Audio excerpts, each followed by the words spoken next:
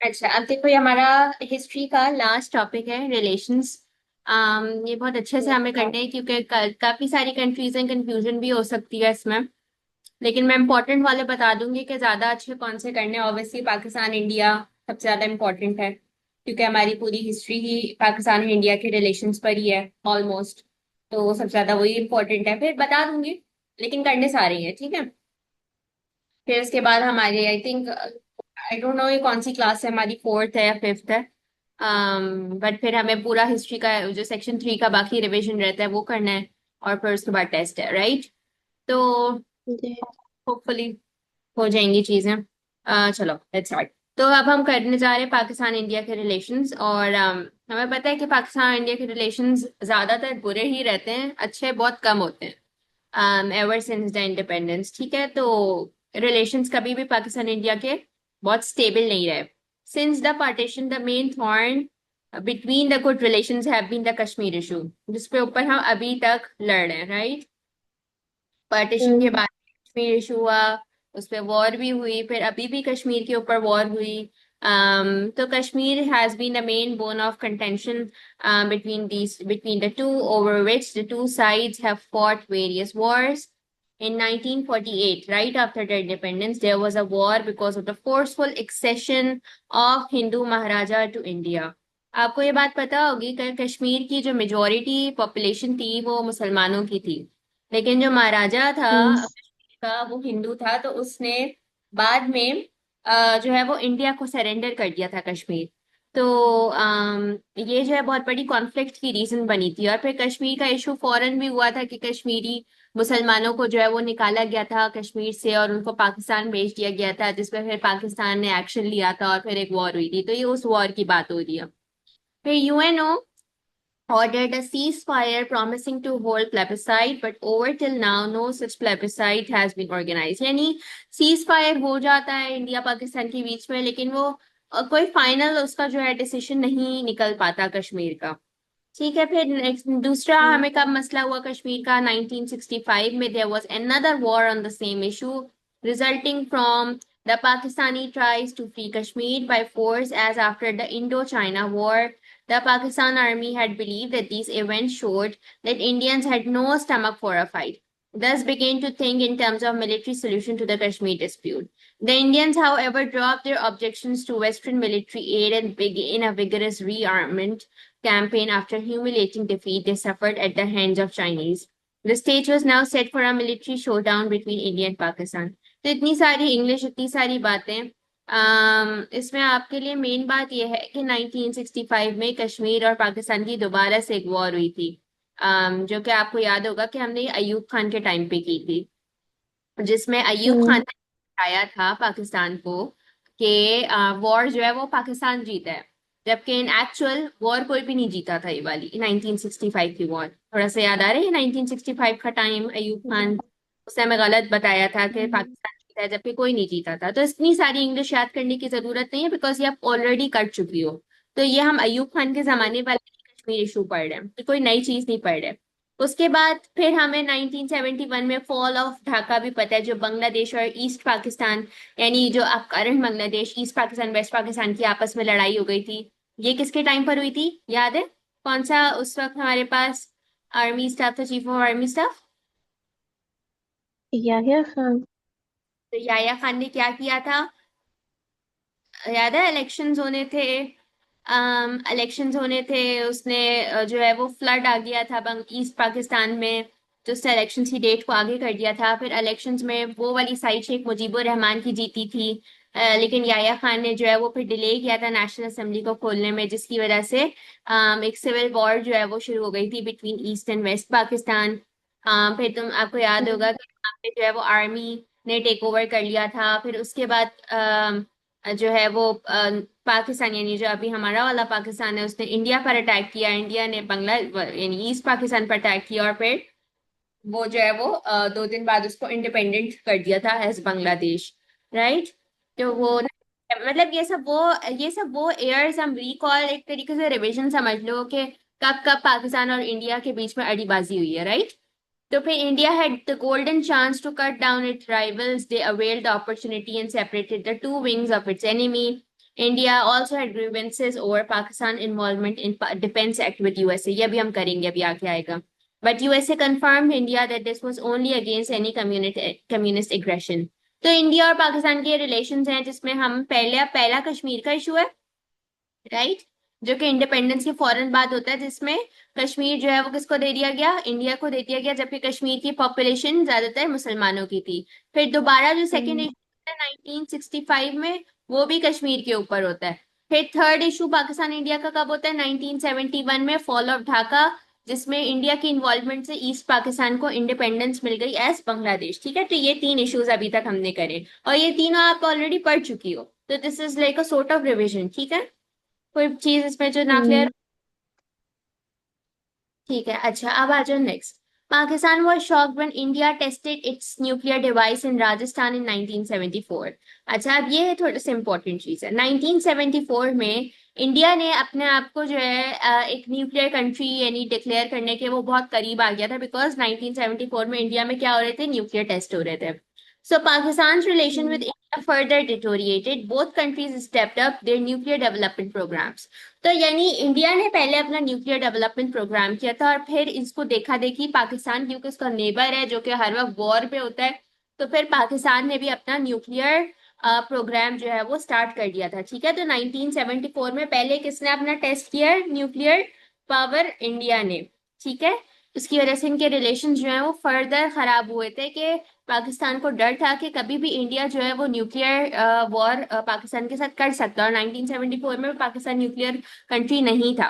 फिर 1981 में नेक्स्ट कौन सा आ गया, there was an issue over Siachen glacier between India and Pakistan, and both had to keep their troops so they spent $500 billion each year to prevent either side from occupying. अच्छा, ये Siachen glacier का मसला ये है कि ये इंडिया पाकिस्तान के बीच में एक ग्लेशियर है. ठीक है, और यहाँ पर बहुत ज्यादा जो है ना इंडिया और पाकिस्तान की आर्मी जो है वो उस जमाने में थी, क्योंकि यहाँ से डर था कि या तो इंडिया अटैक कर देगा या पाकिस्तान अटैक कर देगा.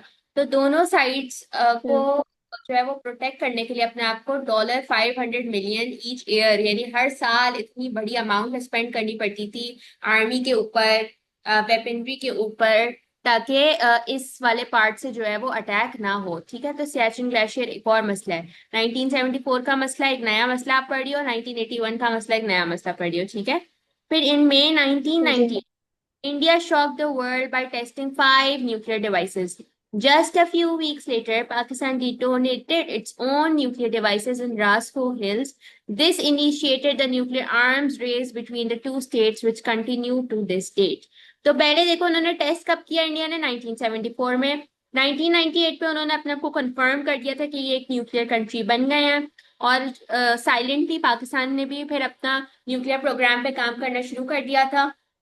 तो फिर जैसे इंडिया ने आपको कंफर्म किया कि वो न्यूक्लियर पावर बन गई है, तो कुछ हफ्तों बाद ही पाकिस्तान ने भी कंफर्म कर दिया था कि वो भी एक न्यूक्लियर कंट्री बन गई है. और ये काम साइलेंटली किया गया था, यानी एक्सपोज करके नहीं. जब टेस्ट यानी कंफर्म होता है ना, जब आप मतलब 1-2 बॉम्ब गिराते हैं, फिर कंफर्म हो जाता है कि ओके अब ये कंट्री जो है वो एक न्यूक्लियर कंट्री बन गई है. तो दोनों इंडिया पाकिस्तान करीब करीब न्यूक्लियर पावर्स बन गए थे.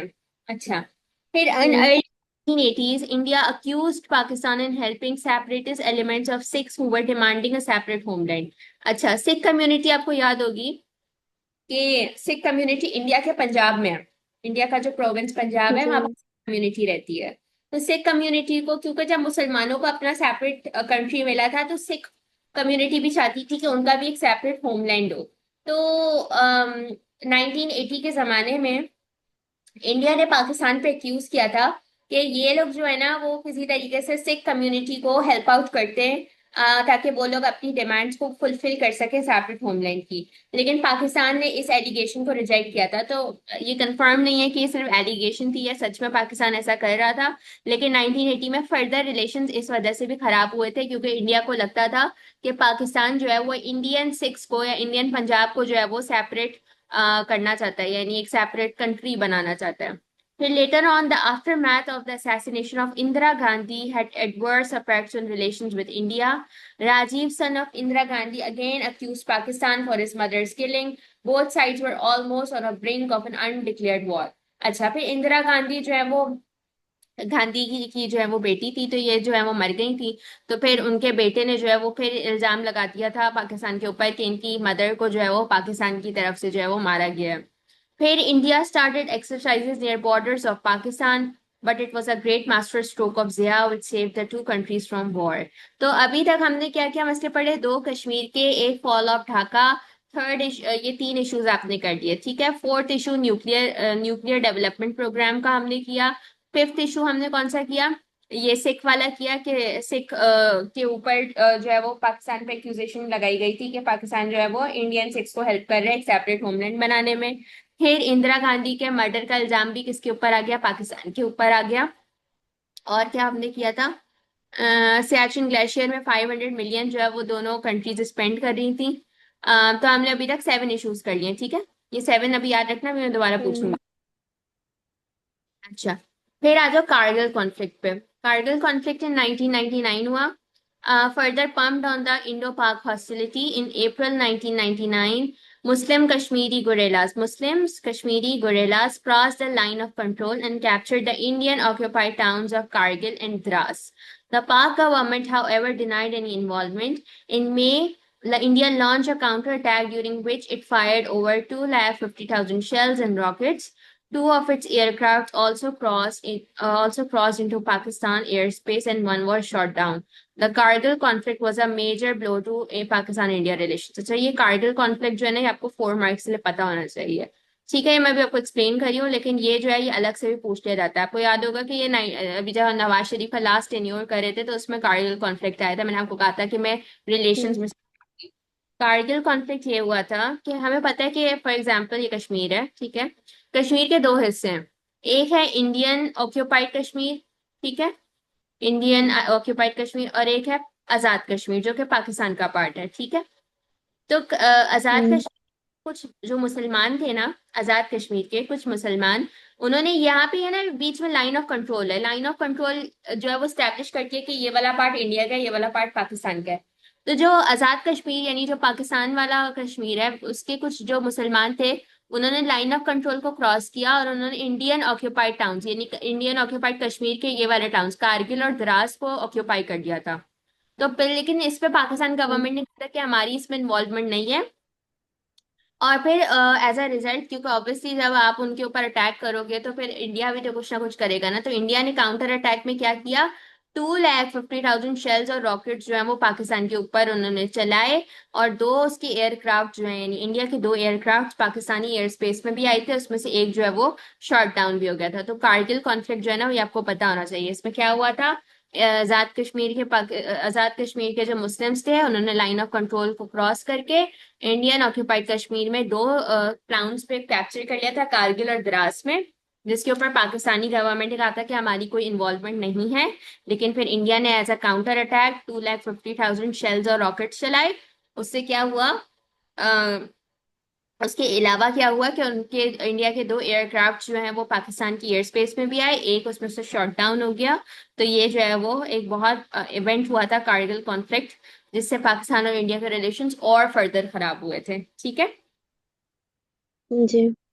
Other problems like divisions of assets and canal water dispute also contributed to the poor relations between the two.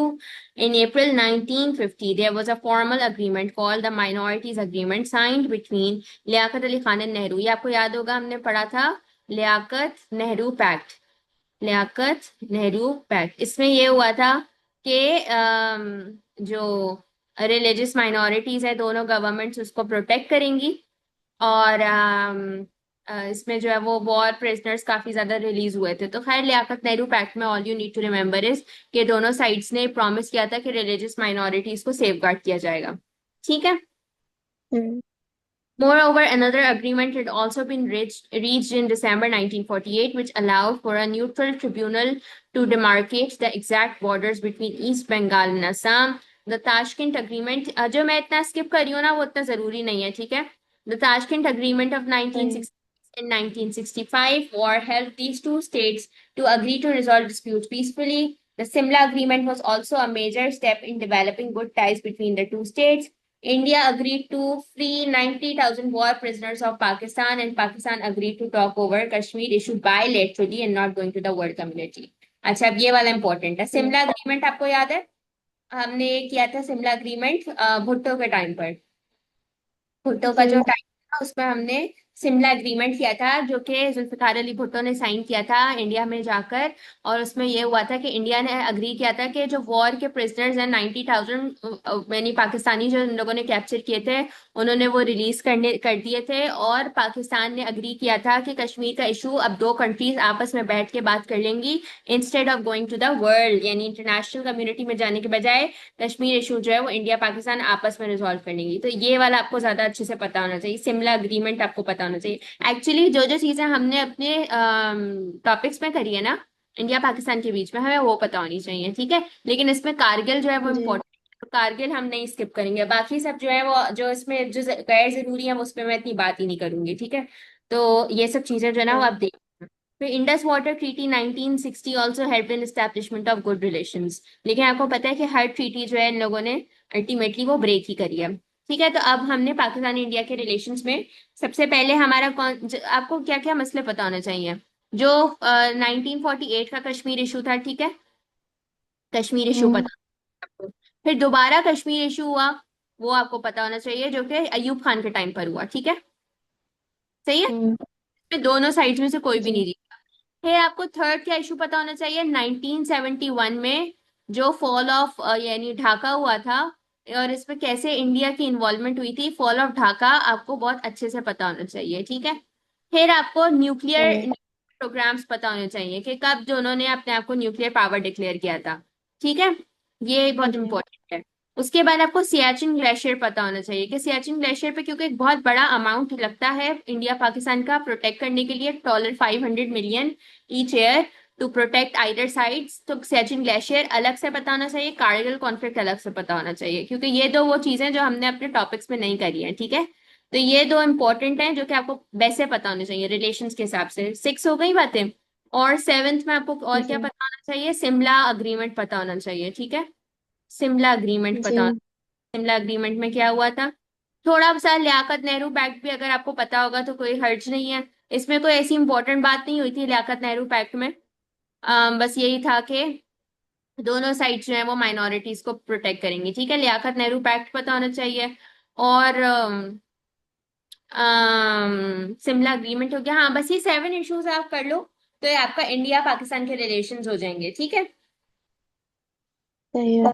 तो आप इसको आप किस तरीके से करोगी, इंडिया पाकिस्तान रिलेशंस लिखोगी, इंडो पाक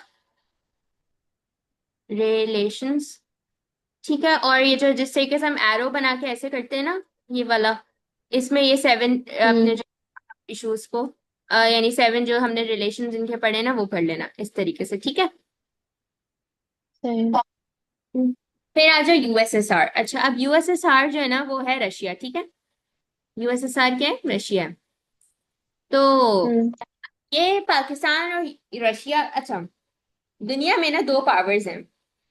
एक पावर है सुपर पावर रशिया, और दूसरी सुपर पावर है यूएसए, ठीक है। ये दो सुपर पावर्स हैं हम्म। दुनिया में। अब हम इसको जो है ना फर्दर पढ़ेंगे। तो मैं इसको स्टोरी बना के आपको समझाने की कोशिश करूंगी, ताकि ये वाले इंपॉर्टेंट है जो शुरू के है ना, ये पता होने चाहिए बच्चों को।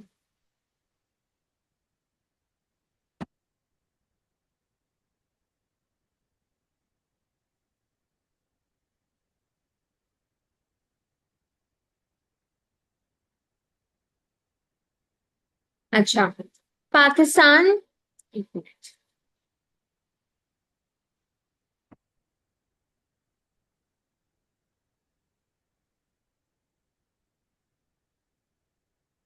Pakistan has good relations with USSR since 1947।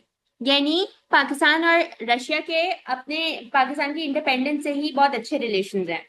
अच्छा, अब वो रिलेशंस हमें पता भी होने चाहिए कि कैसे अच्छे हैं। Pakistan hosted the oil exploration in Pakistan conducted by USSR.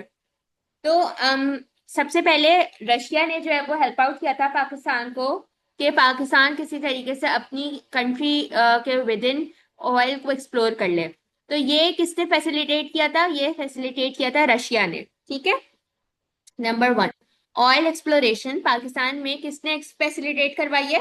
Russia ने। ठीक है, number one. Number two, Pakistan negotiated euro 11 million in economic assistance from the USSR in 1963।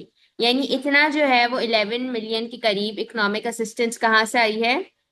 Russia से आई है। ठीक है, ये बहुत इंपॉर्टेंट पॉइंट है। जी फिर Pakistan's leader visited the USSR on several occasions. In 1963, the USSR took a more neutral stance on the Kashmir issue. आपको पता है कश्मीर इशू हुआ, लेकिन यूएसएसआर ने, रशिया ने इस इशू पर जो है वो दोनों यानी फेवर नहीं करा था पाकिस्तान का, बस एक न्यूट्रल से स्टैंड दिया था कि दोनों को यानी दोनों कंट्रीज इंडिया पाकिस्तान को मिल बैठ के जो है वो उसका कोई फैसला निकालना चाहिए समथिंग, यानी ओपनली सपोर्ट नहीं किया था पाकिस्तान को रशिया ने। फिर the USSR hosted a peace conference in 1965 between Pakistan and India। जो जो मैं हाईलाइट करूँ वो इम्पोर्टेंट है। फिर पाकिस्तान सही Soviet flourished when the USA closed their airbase at Peshawar in 1960। अभी यहाँ ये बात एक्सप्लेन करती हूँ आपको। Pakistan attracted support from USSR to build a steel mill in 1972। Again ये बहुत इंपॉर्टेंट बात है कि यूएसएसआर जो है वो पाकिस्तान को कैसे कैसे सपोर्ट कर चुका है। 11 मिलियन यूएसएसआर ने प्रोवाइड किया, ऑयल एक्सप्लोरेशन यूएसएसआर ने करवाई, फिर यूएसएसआर ने इंडिया पाकिस्तान के बीच में पीस कॉन्फ्रेंस करवाई। फिर अच्छा, मैंने आपको बताया था शुरू में कि रशिया और यूएसए जो है वो दुनिया की सुपर पावर्स हैं, राइट? यही बताया था ना मैंने आपको। जी अच्छा, तो जब इंडिपेंडेंस हुई थी ना 1947 में, तो हुआ ये था कि पाकिस्तान वेट कर रहा था कि यूएसए आएगा और पाकिस्तान को जो है वो सपोर्ट प्रोवाइड करेगा या पाकिस्तान के साथ अच्छे रिलेशंस बिल्ड करेगा। ठीक है, तो पाकिस्तान किसका वेट कर रहा था? यूएसए का। सही है, लेकिन हुआ ये जी यूएसए की सपोर्ट जो है ना वो इनडायरेक्टली चली गई थी इंडिया को, यानी उन लोगों ने इंडिया को अपनी ज्यादा सपोर्ट दी थी। सही है, तो पाकिस्तान के लिए जो है ना ये थोड़ी सी शॉकिंग बात थी कि यूएसए ने जो है वो इंडिया को सपोर्ट किया और पाकिस्तान को नहीं किया, और पाकिस्तान ओरिजिनली वेट किसका कर रहा था? यूएसए का कर रहा था। लेकिन मीनवाइल हुआ ये कि यूएसएसआर ने फॉरेन इंडिपेंडेंस के बाद पाकिस्तान को सपोर्ट प्रोवाइड की, तो पाकिस्तान ने यूएसएसआर यानी रशिया के साथ जो है वो अपनी अच्छी जो है वो फ्रेंडशिप टाइज यानी एक समझ लो कि इन लोगों ने बिल्ड कर ली। लेकिन जब यूएसए ने देखा कि अच्छा पाकिस्तान और यूएसएसआर की आपस में जो है वो दोस्ती हो रही है, आपस में इनके रिलेशंस अच्छे हो रहे हैं, तो यूएसए ने पाकिस्तान को भी सपोर्ट प्रोवाइड की थी फॉरेन से। तो फिर पाकिस्तान ने अपनी सपोर्ट यूएसएसआर से कम करके यूएसए की तरफ कर ली थी, बिकॉज ओरिजिनली वेट भी वो यूएसए का ही कर रहा था। तो पाकिस्तान ने एक तरीके से समझ लो कि डिच करना या एक तरीके से क्या कहना चाहिए इसको, बहुत अजीब हरकत थी कि जब जिसने आपको आके सपोर्ट किया आपने उसका साथ छोड़ के आप फिर यूएसए के ही हो गए। तो इस तरीके से जो है वो पाकिस्तान की हरकतें रही हैं यूएसएसआर और यूएसए के बीच में। तो फिर ये हुआ कि 1968 में जो है यूएसए ने जो अपनी एक एयरबेस पेशावर में बंद की थी। तो जब जब यूएसए से पाकिस्तान के रिलेशन खराब होते थे ना, तो पाकिस्तान रशिया से अपने रिलेशन अच्छे कर लेता है। ठीक है, तो ये बहुत पॉलिटिकल किस्म की बात है कि चाहता यूएसए के साथ है अपने रिलेशंस अच्छे करना, लेकिन जब जब यूएसए के साथ खराब होते हैं तो यूएसएसआर के साथ रिलेशंस अच्छे कर लेते हैं, और फिर एक टॉक्सिक स्टोरी बन जाती है कि यूएसए को फिर जेलेसी होती है, तो फिर रशिया जो है वो आके रशिया के साथ जो है वो पाकिस्तान अपनी टाइज स्ट्रॉन्ग कर लेता है, फिर यूएसए को जेलेसी होती है, फिर पाकिस्तान यूएसए वापस एक हो जाते हैं। तो एक तरीके से समझ लो बहुत टॉक्सिक किस्म का रिलेशनशिप है। समझ आ रहा है? जी फिर उसके बाद Ziaul Haq attended president Andropov's funeral in 1984। ये यूएसएसआर के जो है रशिया के जो प्रेसिडेंट थे उनका फ्यूनरल अटेंड करने जियाउल हक गए थे। फिर USSR supported India in 1955 on the Kashmir issue. So देखो क्या यूएसएसआर हमेशा इंडिया को सपोर्ट कर रहा है, यानी यूएसएसआर भी कोई हमारा सगा नहीं है। कभी वो जब 1960 वाला इशू हुआ तब भी उसने न्यूट्रल स्टैंड लिया, कश्मीर इशू 1955 में हुआ तब भी उसने इंडिया को सपोर्ट किया। लेकिन Pakistan received aid from the USA instead of USSR in 1956। तो मैं आपको अभी बता रही थी ना कि जब जब उसके रिलेशंस यूएसए से अच्छे होते थे यूएसएसआर से खराब हो जाते थे, यूएसएसआर से अच्छे होते थे यूएसए से अच्छे हो जाते थे। ठीक है, तो ये एक बहुत टॉक्सिक किस्म का रिलेशन है। हमें एक टाइम पे दोनों के साथ अच्छे रिलेशंस नहीं रहे, कभी एक के साथ है कभी दूसरे के साथ है। तो ये आपको याद होना चाहिए कि अभी 11 मिलियन इसने यूएसएसआर से लिए पाकिस्तान ने, और अब जो नेक्स्ट एड आ रही है वो यूएसए की तरफ से आ रही है 1956 में। सही है। जी फिर Pakistan stated that they had no knowledge of the USA spy plane Flights, USA, Pakistan involvement in USA Chinese diplomacy led to Soviet support for India. अच्छा, अब ये वही देखो बात है कि जब जब पाकिस्तान यूएसए की तरफ होगा तो रशिया जो है वो इंडिया को सपोर्ट करेगा, या फिर इन्वर्स कर लो कि जब जब रशिया पाकिस्तान के साथ होगा तो यूएसए इंडिया को सपोर्ट प्रोवाइड कर देता है। ठीक है। तो ये एक बहुत अजीब सी हम्म टॉक्सिक किस्म की जो है ना वो यूएसए और यूएसएसआर के पाकिस्तान के साथ रिलेशंस रहे हैं। फिर relations with the USSR become hostile following the Soviet invasion of Afghanistan in 1979. The USSR disapproved of Pakistan's nuclear program. तो जब पाकिस्तान ने अपने आप को न्यूक्लियर कंट्री डिक्लेयर किया था तो यूएसएसआर को ये बात भी अच्छी नहीं लगी थी, क्योंकि हर कोई जो है वो चाहता है कि एक कंट्री अगर वीक है तो वो वीक ही रहे। अगर वो फिर स्ट्रांग हो जाएगी तो फिर उसको जरूरत नहीं पड़ेगी ना किसी की सपोर्ट की। तो यूजुअली कंट्रीज या सुपर पावर्स यही चाहती है कि बाकी सारी कंट्रीज क्या रहें, बदहाल सी रहें, वीक वीक रहें, इनके पास कोई स्ट्रांग पॉइंट ना हो, वरना इनको अपने लिए डर लगता है कि फिर इनके ऊपर जो है वो कहीं आके अटैक ना हो जाए। ठीक है। तो हम्म ये सारे आपको अप्स एंड डाउन्स याद होने चाहिए कि यूएसएसआर के साथ रिलेशंस कब अच्छे थे कब खराब थे, कब यूएसए के साथ अच्छे कब यूएसएसआर के साथ बुरे। ठीक है। अच्छा, जी फिर सही आता है। Pakistan and USA.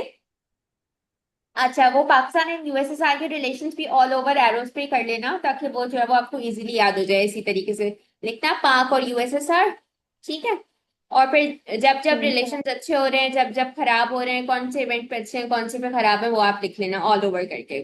अब आ जाओ पाकिस्तान एंड यूएसए। सही है। Pakistan has had good relations with USA since 1947. Pakistan signed a mutual defense assistance agreement in 1954. Pakistan joined SEATO in 1955. ये आपको पता होना चाहिए, joined SEATO in 1955. Ayub Khan allowed USA to build air bases in Pakistan. ये important बात है कि USA ने अपनी एयर बेसेस बनाई थी पाकिस्तान में। और फिर वो अभी आपने पढ़ा पिछले उसमें कि एक जब पेशावर में एयर बेस बंद हुई थी यूएसए की, तो फिर यूएसएसआर और पाकिस्तान के रिलेशंस आपस में अच्छे हो गए थे। ठीक है।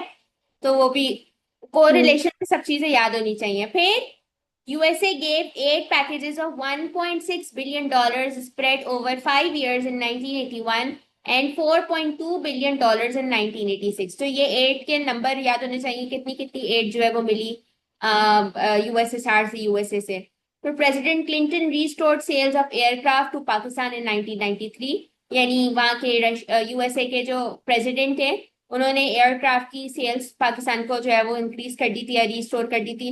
फिर first lady of USA visited Pakistan in 1996। ये भी इंपॉर्टेंट बात है कि रिलेशंस के हवाले से इंपॉर्टेंट बात होती है कि कौन सा जो है वो बंदा पाकिस्तान को विजिट कर रहा है। फिर बेनजीर भुट्टो ने विजिट किया था यूएसए इन 1996।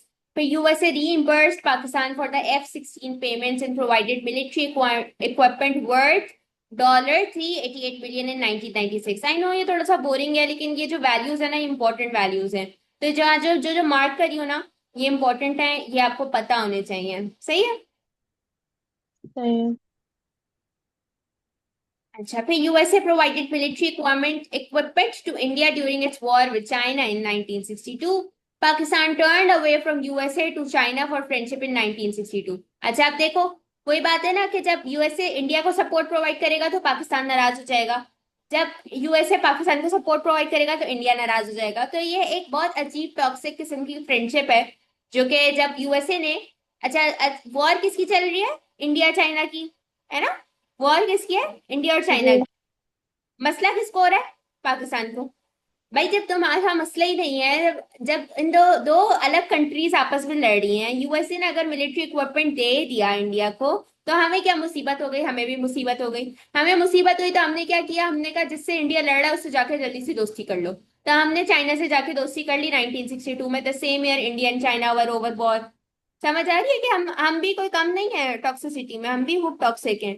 दो अलग मुल्क लड़ रहे हैं, हमें मुसीबत हो गई कि उनको मिलिट्री इक्विपमेंट क्यों मिल गया। भाई हमें तो नहीं मिलना था ना, ऑब्वियस सी बात है, हमें क्यों मिलेगा जब हमारी वॉर नहीं हो रही।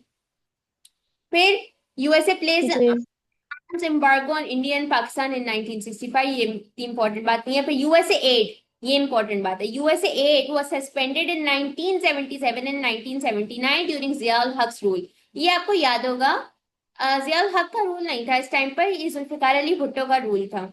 ये थोड़ी सी मिस्टेक हो गई है, यहाँ पे जुल्फिकार अली भुट्टो आना चाहिए। जियाउल हक 1980 के बाद आए थे, याद है।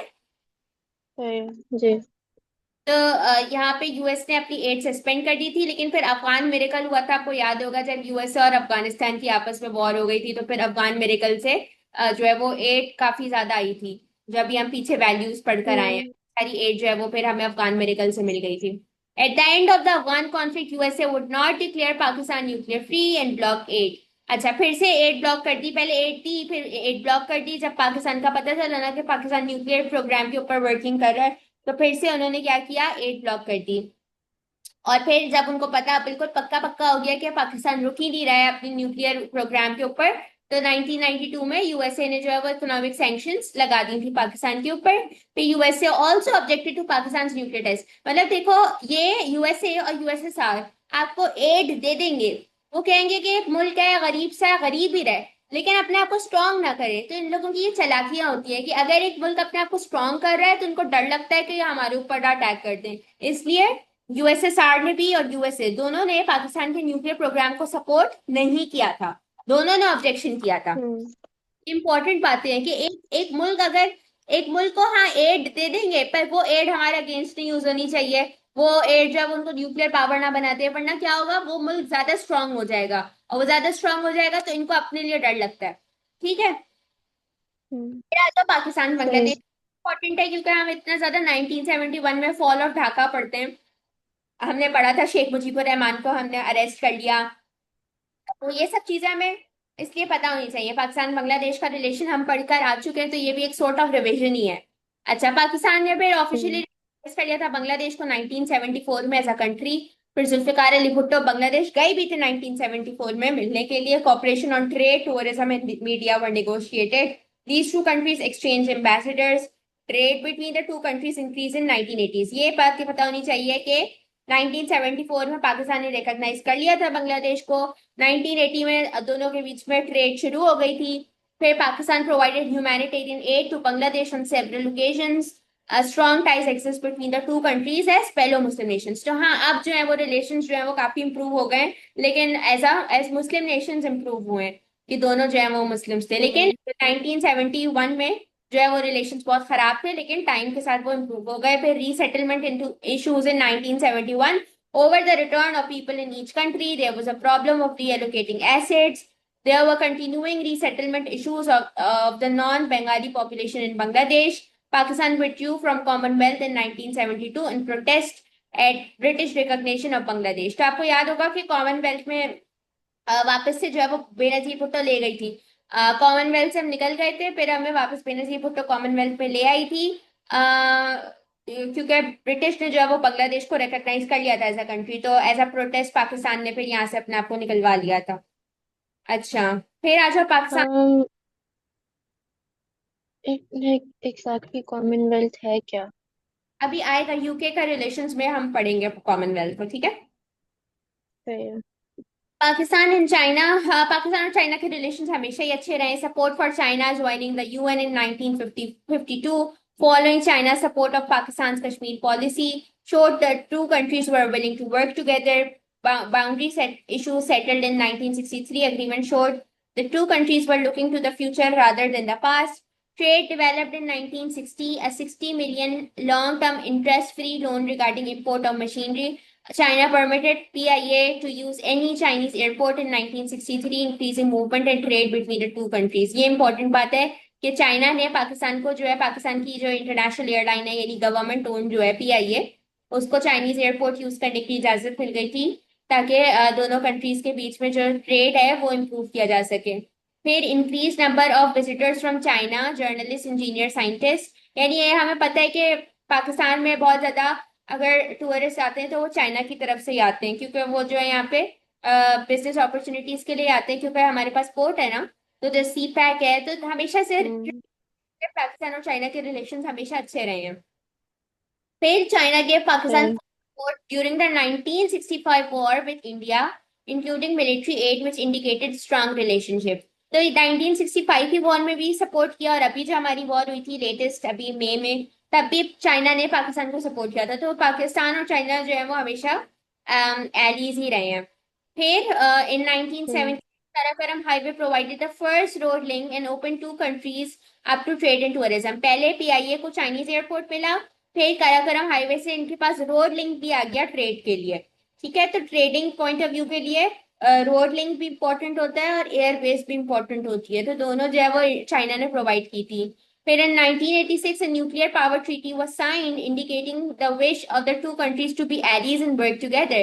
तो इन लोगों ने फिर न्यूक्लियर पावर ट्रीटी भी साइन करी है, जबकि आपको अभी हमने पढ़ा कि यूएसएसआर और यूएसए को पसंद नहीं आया था पाकिस्तान का न्यूक्लियर प्रोग्राम पे काम करना, लेकिन चाइना ने उसको भी सपोर्ट किया पाकिस्तान के न्यूक्लियर पावर ट्रीटी को, और इन लोगों ने ट्रीटी भी उस पर साइन करी। फिर in 1958 to 1959, Pakistan was developing closer relations with USA and voted against China's admission to UN and condemned China's military involvement in Tibet। फिर ये देखो, पाकिस्तान भी कोई अच्छा तो है नहीं, मतलब आपको आपको चाइना हमेशा सपोर्ट कर रहा है। अभी जैसे आपको मैंने पिछला बताया कि इंडिया चाइना की वॉर है, हमें मुसीबत हो जाती है, हम भी कोई सुकून से नहीं बैठते हैं। मतलब इंडिया को क्यों मिलिट्री इक्विपमेंट मिला, हमने चाइना से तब दोस्ती कर ली। हम चाइना से दोस्ती कर लेते हैं, फिर हम चाइना के अगेंस्ट भी बोल पड़ते हैं कि क्योंकि हमें यूएसए के सामने बहुत अच्छा बनना होता है ना, तो हम फिर तब तब हम अपनी दोस्तियां नहीं देखते, फिर हम चाइना की भी जो है ना, हम चाइना की भी हूप लगा देते हैं कि इसकी इसकी मिलिट्री इन्वॉल्वमेंट जो है वो अच्छी नहीं है तिब्बत में। तो ये सब चीजें जो है ना, काफी एक समझ लो टॉक्सिक सा पाकिस्तान का भी रोल रहा है। फिर during the 1971 war, China could offer less support to Pakistan due to pressure from USSR on China. There were differences of opinion over Kashmir. China cooled relations due to concerns that instability might be caused among Muslims living in China। तो बस ये जो मैंने आपको बातें बताई है ना पाकिस्तान चाइना की, वो ज्यादा इंपॉर्टेंट है, बाकी इतना करने की जरूरत नहीं है। अच्छा, अब जो है इसके भी वैसी जो मैंने ऑल ओवर आपको बताया ना, सारे रिलेशन जो है वो ना आप ऑल ओवर भी कर लेना, कि उसके इर्द गिर्द एरोज बना के करूंगी ना, तो वो जो है वो आपको समझ आ जाएंगे। Instead of a flow chart या क्वेश्चंस में करूंगी तो फिर बहुत लंबा हो जाएगा, ऑल ओवर एरोस करोगी ना तो वो समझ आएगा। अच्छा, अब कॉमनवेल्थ का कॉन्सेप्ट आएगा। अच्छा, यूके, अब हमें पता है कि हमें इंडिपेंडेंस तो यूके से ही मिली है, राइट, क्योंकि यूके ऑब्वियसली वो जो है वो सब कॉन्टिनेंट को रूल कर रहा था। तो British personnel remained in Pakistan post 1947। Britain help to broker a peace deal in 1965, ये जो कश्मीर इशू हुआ था। मार्गरेट टैचर विजिटेड इन 1981, इतनी इंपॉर्टेंट बात नहीं है। Euro 46 million aid for Afghan refugees in Pakistan, an important trading partner।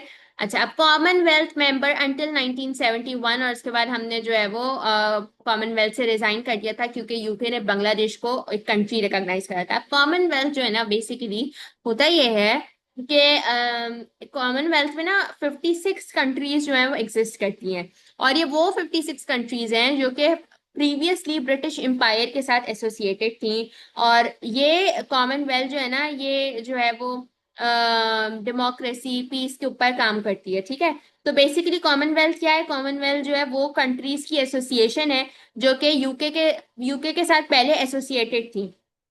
ठीक है, तो इंडिया, पाकिस्तान, हम लोग सब जो है वो, हमें ब्रिटिश से ही जो है वो इंडिपेंडेंस मिली है। हेंस हम कॉमनवेल्थ का पार्ट है। कॉमनवेल्थ किन चीजों के ऊपर काम करती है? पीस के ऊपर, डेमोक्रेसी के ऊपर।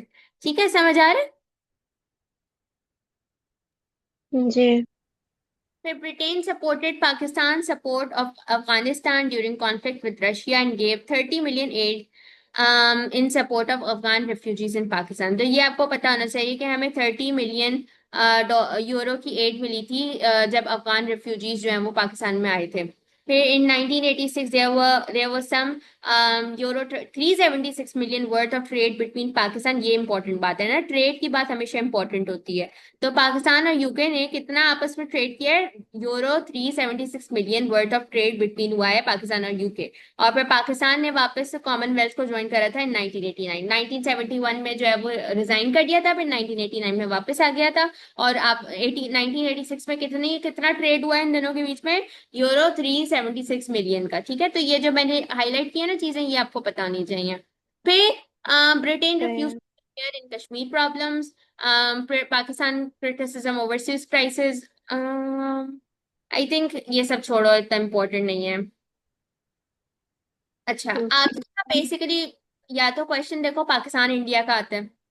ठीक है, ये सबसे आसान होता है क्योंकि हम सारी हिस्ट्री यही पढ़कर आ रहे होते हैं। कभी कभी पाकिस्तान बांग्लादेश का आ जाता है जिसमें आप पूरा फॉल ऑफ ढाका लिखती हो। ठीक है, तो इसलिए वो इम्पोर्टेंट है। हम्म, पाकिस्तान यूएसएसआर की जो चीजें मैंने आपको बताई है ना, वो बस आपको पता होनी चाहिए। पाकिस्तान यूएसए की जो बताई है वो पता होनी चाहिए। इसके अलावा शायद ही कोई वो क्वेश्चन अच्छा। देंगे। ये सबसे ज्यादा हिट हिट क्वेश्चन हैं, लेकिन हम ये सब पढ़ रहे हैं, बट इतने ज्यादा कोई इंपॉर्टेंट नहीं है कि आपसे इसके ऊपर क्वेश्चंस पूछे जाएंगे, ठीक है।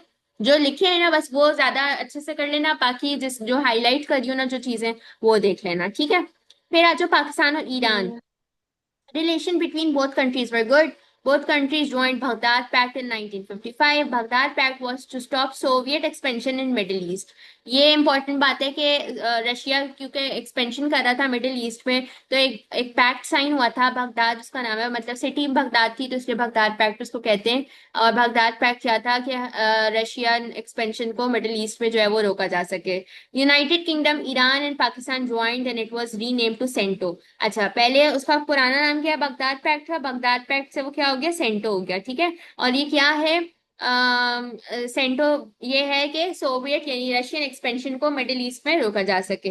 Bye 1959 Iraq left, regional cooperation for development was set up by Pakistan, Turkey, and Iran. This had to establish close trade links. Many industrial projects were set up. Iran tried to persuade other countries to send aid to Pakistan during the 1965 war. अच्छा, Pakistan and Muslim countries भी बस ये ऊपर ऊपर से ही हमें बस पता होना चाहिए, इस पे कोई इतना नहीं क्वेश्चन आपसे पूछा जाएगा।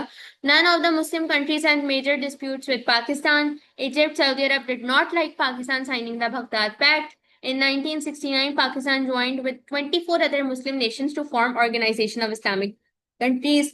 Pakistan was a keen supporter of Palestinian cause. ये इंपॉर्टेंट बात है। Even before the partition, Muslims of subcontinent had supported the cause of Palestinians and had rendered political, moral, and material support to them. The spirit of Islamic Brotherhood continued even after the partition. The torching of Al-Aqsa Mosque in 1969 by Jews added fuel to fire. तो ये हमेशा से पाकिस्तान जो है वो Palestine का supporter रहा है, और पाकिस्तान की वो जो पासपोर्ट है उस पर भी लिखा हुआ है कि वो पासपोर्ट इज एप्लीकेबल या valid for all countries except Israel. तो हमारी हमेशा से सपोर्ट रही है पैलेस्टीन के लिए। Here, Pakistan had opposed the unjust and unfair policy of Western powers who arranged and supported the settlement of Jews from all parts of the world or unlawfully occupied Arab lands. तो आपको, I don't know आपको ये पता है या नहीं, लेकिन यानी इसराइल एक तरीके से it was not a country, यानी पैलेस्टीन जो है वो पैलेस्टीन का लैंड था जिसमें पूरी दुनिया के ज्यूज जो है वो आके सेटल हो गए।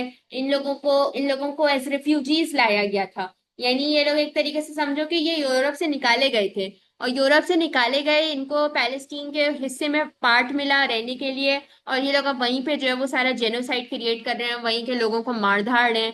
तो पाकिस्तान ने तब भी इस बात को बहुत अपोज किया था, और अभी भी करता है कि पूरी दुनिया के ज्यूज जो है वो आके अरब लैंड के ऊपर आके बैठ गए हैं। फिर in 1971 one of the OIC meeting was held in Karachi.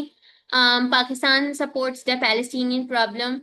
Pakistan supports that Palestinian problem is a matter of concern for all Islamic countries. In 1971, voted toward Islamic countries, Pakistan received aid from fellow Islamic countries. Pakistan provided military expertise for many Gulf states. ये बात तो खैर अभी भी अगर आप थोड़ा सा अप टू डेट हो तो आपको ये पता होगा कि पाकिस्तान और सऊदी अरब ने आपस में एक पैक्ट साइन करा है मिलिट्री का, जो कि डिफेंस एक्ट है।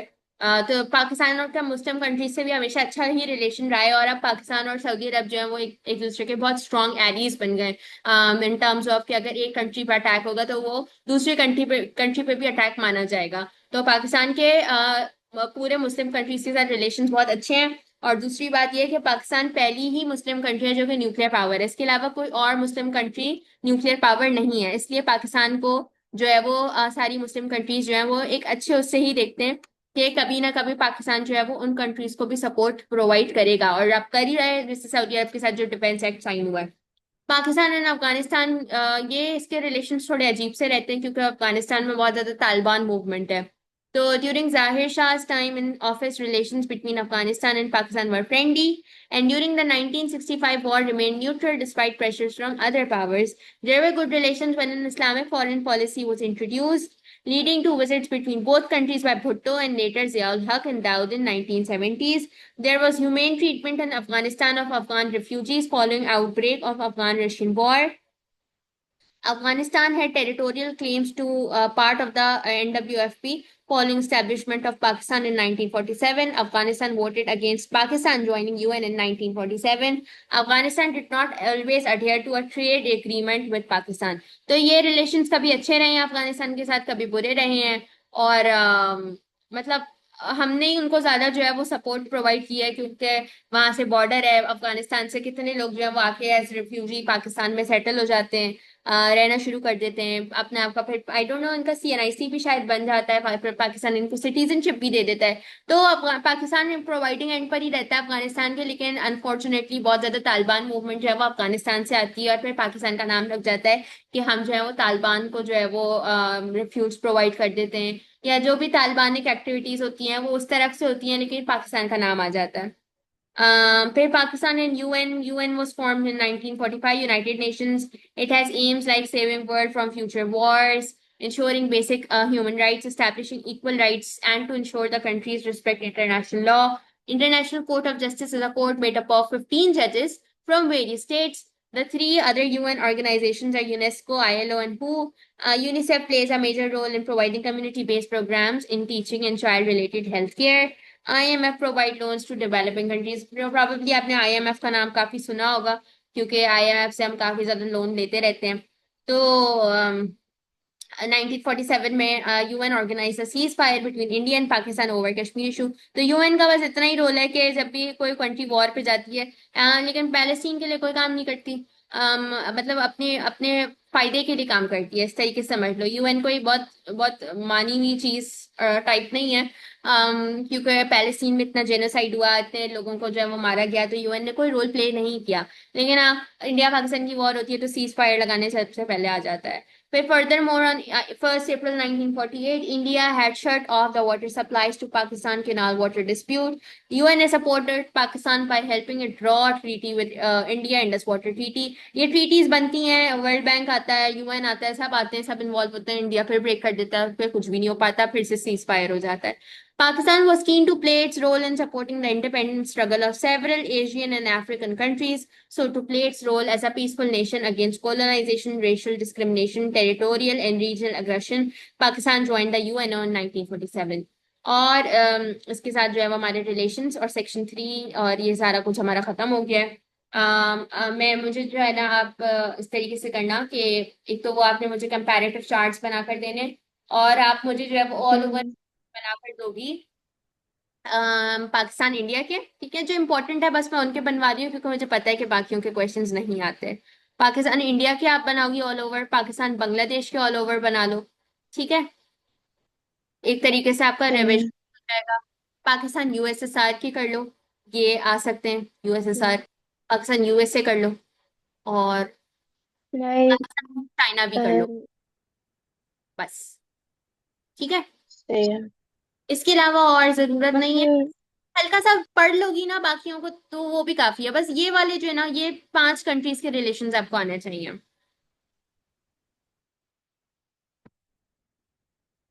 सही है। ठीक है, तो फिर अब नेक्स्ट क्लास में अगर कहोगी तो हम एक दफा रिवीजन कर लेंगे इसका, इन रिलेशंस का। आपके वो क्वेश्चंस और चार्ट्स और कंपैरेटिव ये सब बनाकर आओगी ना, तो उसको एक दफा गो थ्रू कर लेंगे, और फिर आपका सेक्शन 3 से जो हमें 1947 के बाद से रिवीजन करना है, हम वो स्टार्ट कर लेंगे नेक्स्ट क्लास में। सही है? सही है। तो ठीक मैंने वो भेज तो दिया चार्ट। है। कौन सा चार्ट? ये जो आपने पिछले वाला होमवर्क दिया था, हाँ, मेंशन आपने करना था। उसमें नवाज शरीफ वाला भी ऐड करना है ना? सारे सारे कुछ कर दिया मैंने। ओके, चलो तो आप मुझे जो है ना, अम, ठीक है ठीक है, मैं इसको देख लेती हूँ। हम्म, ओके। चलो ठीक है, कोई चीज पूछती है? नहीं। चलो ठीक है, फिर इंशाल्लाह नेक्स्ट क्लास में मिलते हैं। ओके, टेक केयर, अल्लाह हाफिज। ओके। अल्लाह हाफिज।